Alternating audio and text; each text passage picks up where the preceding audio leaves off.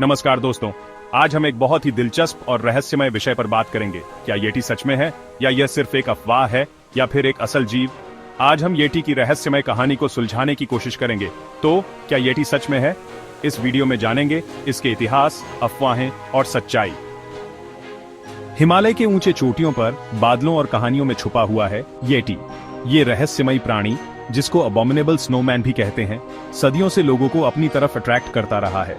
क्या ये सच में कोई जानवर है, एक ऐसा प्राइमेट जिसको साइंस नहीं जानती? या फिर येटी सिर्फ एक कहानी है, इमेजिनेशन की उड़ान? नेपाल और तिब्बत के लोग सदियों से एक बड़े बाल वाले क्रीचर के बारे में बात करते रहे हैं, जो बर्फीली चोटियों पर घूमता है। कहानियां बताती हैं एक ऐसे क्रीचर की जो दो पैरों पर चलता है और पीछे बड़े बड़े फुटप्रिंट्स छोड़ जाता है। ये कहानियां एक जनरेशन से दूसरे जनरेशन तक चली आ रही हैं, उनकी कल्चर का हिस्सा बन गई है। येटी का मिस्टीरियस होना ही इसको और भी इंटरेस्टिंग बनाता है। इतने सारे एक्सपीडिशंस और आई विटनेस अकाउंट्स के बाद भी इसके होने का कोई पक्का प्रूफ नहीं मिला है। येटी का राज आज भी लोगों को फैसिनेट करता है। एडवेंचरर्स और साइंटिस्ट को हिमालय की खतरनाक स्लोप्स की तरफ खींचता है। ये वीडियो येटी के इस अनंत राज में झांकेगा। हम हिस्टोरिकल अकाउंट्स, फोल्कलोर और साइंटिफिक इन्वेस्टिगेशंस एक्सप्लोर करेंगे, जिन्होंने हिमालय के इस पजल को सुलझाने की कोशिश की है। येटी हिमालयन लोगों के फोल्कलोर में गहरी तरह से बसा हुआ है। शर्पास, जो एवरेस्ट रीजन के लोकल लोग हैं, उनके लिए येटी सिर्फ एक क्रीचर से बढ़कर है। ये एक देवी देवता है, पहाड़ों का रक्षक और एक ऐसी शक्ति जिसका सम्मान भी करते हैं और डरते भी हैं। येटी की कहानियां अलग अलग हैं, लेकिन कुछ बातें सब में कॉमन हैं। येटी को अक्सर एक बड़े एप जैसे क्रीचर के रूप में डिस्क्राइब किया जाता है, जो डार्क हेयर से कवर्ड होता है। कहा जाता है कि इसमें बहुत ताकत है और एक भयंकर रोर है जो घाटियों में गूंजता है। एक कहानी में एक येटी ने शर्पा विलेज को टेरराइज किया, उनके जानवर चुरा लिए और गांव वालों को डरा दिया। दूसरी कहानी में एक येटी ने एक खोए हुए ट्रैवलर को रास्ता दिखाकर उसकी जान बचाई। ये कहानियां, जो जनरेशन से चली आ रही हैं, हिमालयन कल्चर का एक इम्पोर्टेंट पार्ट है।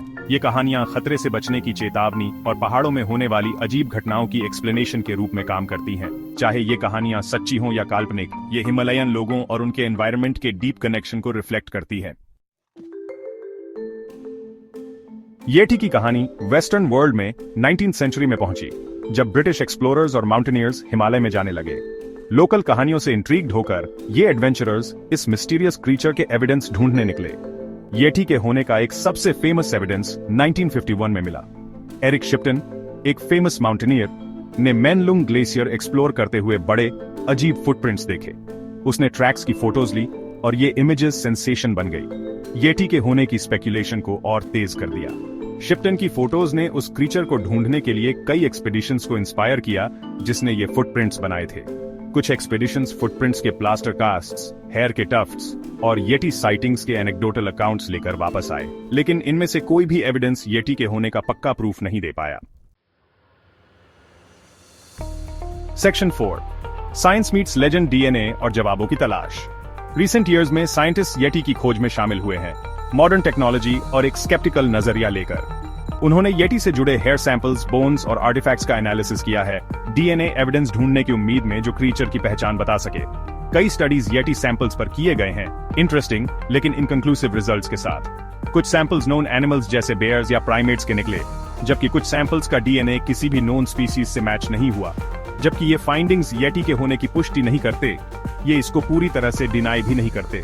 ये पॉसिबिलिटी अभी भी है कि येटी एक ऐसी स्पीसीज है जिसको साइंस अभी नहीं जानती, जो हिमालय के बड़े और अनफॉरगिविंग लैंडस्केप में छुपी हुई है। सेक्शन 5, कंक्लूजन, येटी का अनंत राज। तो क्या येटी सच में है? डिकेड्स की रिसर्च, एक्सपीडिशंस और साइंटिफिक एनालिसिस के बाद भी इसका जवाब अभी भी राज है।